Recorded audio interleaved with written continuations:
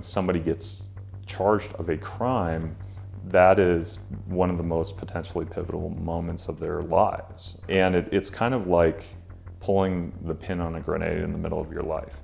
The future seems completely unknown all of a sudden, where maybe previously you had everything planned out and you knew kind of what the direction your life was going. All of a sudden things changed in a moment.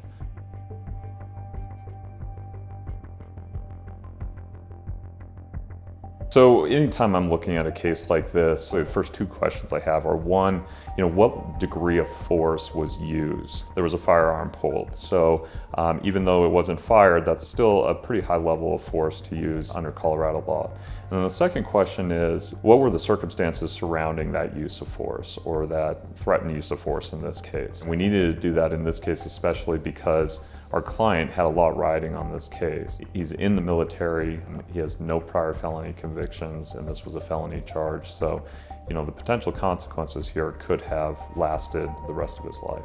From an initial perspective, you kind of have a gut reaction that I think the general public has as well, where one person is armed and one person is not. There's not a proportionate degree there between the two, between the force used and the threat. So we had to dive in much further.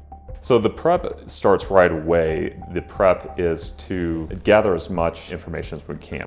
We got an investigator going right away up front to discuss and interview the witnesses in this case, and that was step one.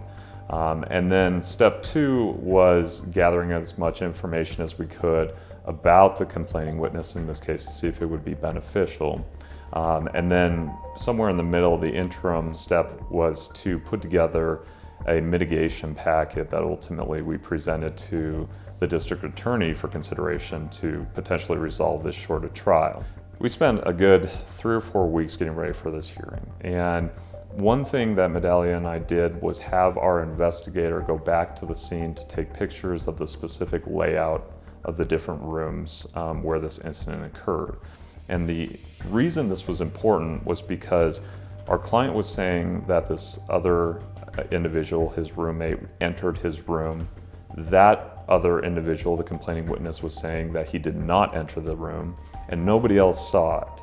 So it was one word against the other. And for this particular hearing, we had to prove by a preponderance of the evidence, is the legal term, which means over 50% likely that he did in fact enter the room. Having a team in these types of cases is extraordinarily important. This particular case is a perfect example of how that teamwork takes effect from the start and prior to the hearing outside of the courtroom. And in this particular case, there were so many different moving parts between coordinating the witnesses, what the investigator was doing, preparing our presentation for the court, that we needed multiple hands to help facilitate that.